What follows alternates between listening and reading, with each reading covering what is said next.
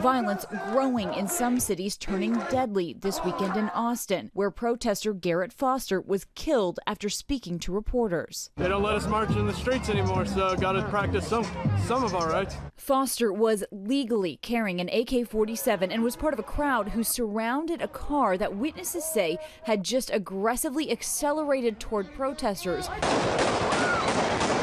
The driver allegedly opening fire, shooting, and killing Foster.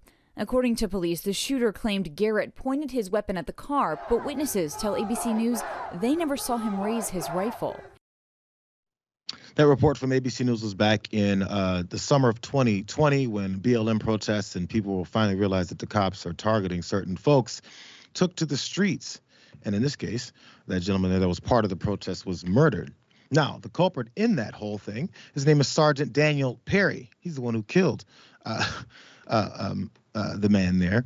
And he was convicted in a jury in this judicial system in the United States. You know, the most fair in the world is what I hear about. But now the governor of the state in Texas, Greg Abbott, immediately, day or two after this conviction came down, is ready to pardon the murderer who was convicted by a jury. Do you know why?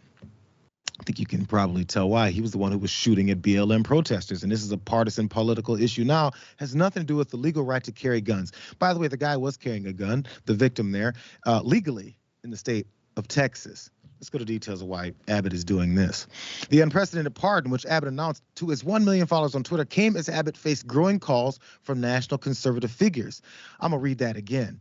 This call he put out on Twitter, this unprecedented pardon, came as Abbott faced calls from national conservative figures like Tucker Carlson and Kyle Rittenhouse, who also was acquitted in the shooting deaths of 2 Wisconsin protesters in 2020. And they asked him to act to urgently undo this conviction, because that's what America's about, asking for one particular political figure by a couple of conservative pundits to do something legally to circumvent our process, because that's what the America's about now. More about this guy who was doing the shooting. He was in Austin working for Uber, and he texted this to his friends before he went and shot up someone. Prosecutors highlighted a series of social media posts and Facebook messages in which Perry made statements that they said indicated his state of mind, such as he might, quote, kill a few people on my way to work. He says they're rioting outside my apartment complex. And a friend asked him, hey, can you legally do that?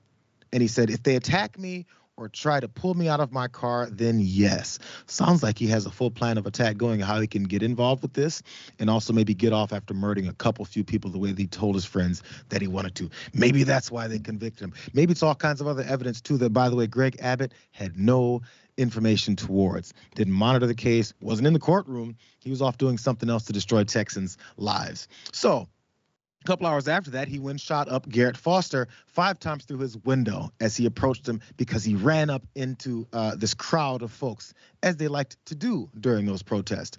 So one more part about why he's relying on Abbott to pardon him is because he's pulling up the stand your ground laws in Texas. And, you know, that's the way Greg Abbott likes to go about these things. This is part of his tweet. He was, I'm working as swiftly as Texas law allows regarding the pardon of Sergeant Perry. And this is part of what he was pointing out. Texas has one of the strongest stand your ground laws of self-defense that cannot be nullified by a jury or a progressive district attorney. So apparently something about the laws in Texas specifically talk about progressive district attorneys, because that's how laws are written. Anyway, he says he's looking forward to being a piece of garbage and doing this more. So this is the situation we have in Texas. The governor's trying to circumvent the judicial system because it would be politically expedient for him to do so, because this particular murderer is on his side. That's what we got, Jess.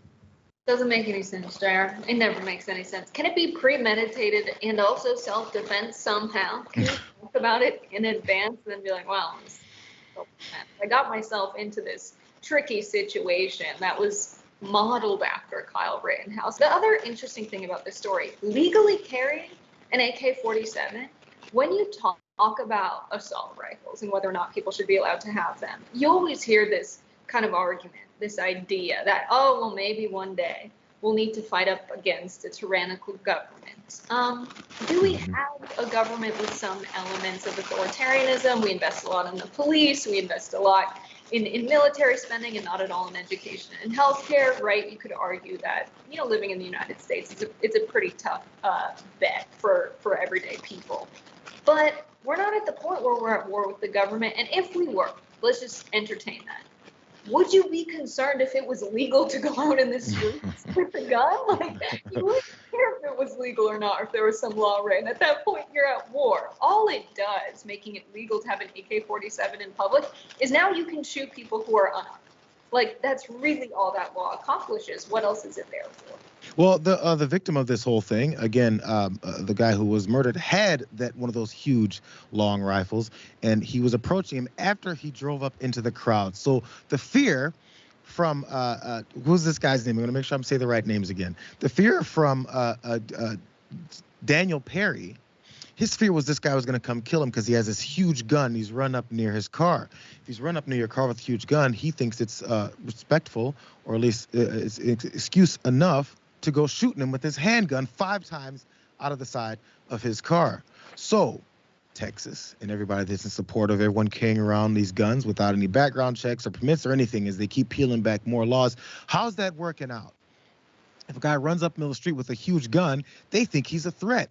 And Governor Abbott is backing the guy who thought that guy holding the huge gun that Greg Abbott said he can carry in the middle of the streets is a huge threat. It's like he's against himself and for himself at the same time. It doesn't matter. The gun lobby money is still flowing in. Yeah, they're just creating conditions where situations like this can happen, and then only defending the people that are on their side. So all you folks that are worried about the tyrannical government coming for you, the tyrannical government is already there. And except they're giving you more guns and more incentive to shoot each other. And as you murder each other off, murder each and other your enemies off, they're sitting there in their palatial palaces. I said this on John's show, watching the madness go down while they protect themselves from those folks. Are your AR-15s going against the government, or are they going against each other?